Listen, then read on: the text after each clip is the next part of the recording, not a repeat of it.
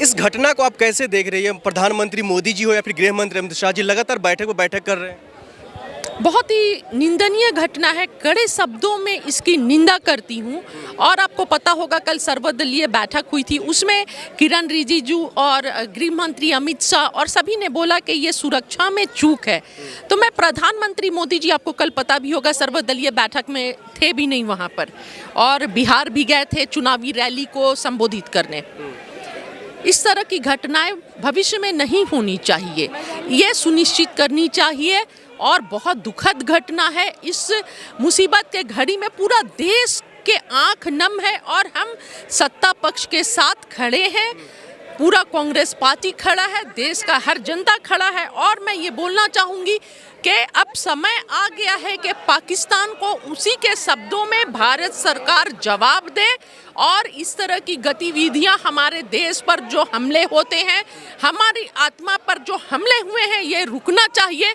चाहे वो पुलवामा का हमला हो, हमने सैनिक गंवाए, और अब ये हमला, हम कड़े शब्दों में इसकी निंदा करते हैं। लेकिन बिहार के सरजमी से प्रधानमंत्री मोदी जी कह रहे हैं जो हम इसका बदला ऐसे लेंगे जो मतलब इनके 3 पीढ़ियों तक याद रखेगा। बिल्कुल, हम भी वही कह रहे हैं कि बदला ऐसा लिया जाए, करारा जवाब दिया जाए, ताकि पाकिस्तान याद रखे और फिर से इस तरह की घटनाएं घटित ना हों। और एक बहुत अच्छी चीज़ ये निकल के आई इसमें कि जिस तरह कश्मीरियों ने सैलानियों की हिफाजत की और अपना जान भी आदिल हुसैन जैसे लोगों ने गंवाया और बहुत लोग जो वहाँ से सैलानी आ रहे हैं बोल रहे हैं कि हमें वहाँ पर भाई मिले।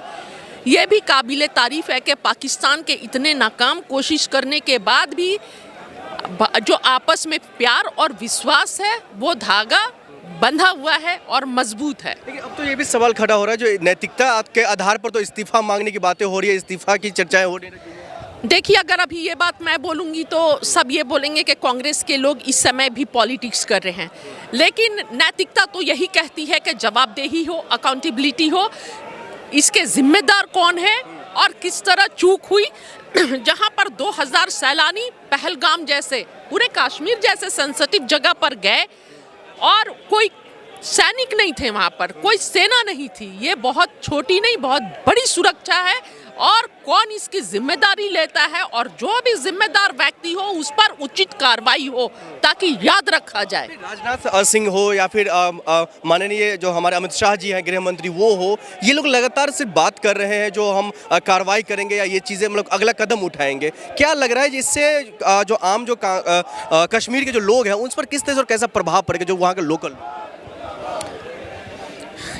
देखिए, ये तो पाकिस्तान की हरकतें हैं और वो लोकल लोग बेचारे, उनका तो कमर टूट गया है, क्योंकि जो अर्थव्यवस्था है वो सैलानियों पर, कश्मीर का 70% से ज़्यादा 80% अर्थव्यवस्था सैलानियों पर डिपेंड करती है। और इस घटना से उनके पेट पर लात पड़ा है।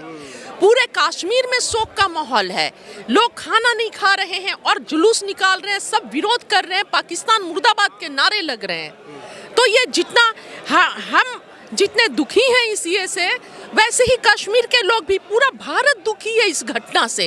और बस एक बात के, जो भी गुनहगार हो, वहाँ पर सैनिक क्यों नहीं थे, इस बात के लिए जांच हो, किसकी जिम्मेदारी है उस पर कार्रवाई हो, और दोबारा भविष्य में इस तरह की घटना ना हो, ये सुनिश्चित की जाए। बीजेपी के कई ऐसे कार्यकर्ता है, जो नेता है, वो लगातार ये कह रहे हैं, जो अब तो आप लोग को समझ में आ रहा है, जो हिंदू वाकई में खतरे में है। देखिए, भाजपा का क्या है, भाजपा तो लगातार इस तरह बांटने की कोशिश करती है और उन्हें मिल गया। लेकिन मैं उनसे भी बोलूँगी कि मेहरबानी करके देश को बख्श दीजिए, देश को बख्श दीजिए आप लोग। ये समय नहीं है इस तरह की बात करने का, ये समय नहीं है सिर्फ चुनाव के लिए सोचने का, ये समय है गंभीरता से देश की सुरक्षा के मुद्दे पर बोलने का। गृह मंत्री अमित शाह भी लगातार पार्लियामेंट में बोलते आए हैं कि कश्मीर में अब कोई आतंकवाद नहीं है, कश्मीर पूरा सुरक्षित है। इस बात पर भरोसा करके वहां पर सैलानी गए और 2000 सैलानी थे यहाँ पर। पूरे होटल्स वाले को पता था कि पहलगाम में जो वो क्षेत्र है वो खुल चुका है, सैलानी जा रहे हैं, पर सरकार को ये बात की कोई खबर नहीं थी।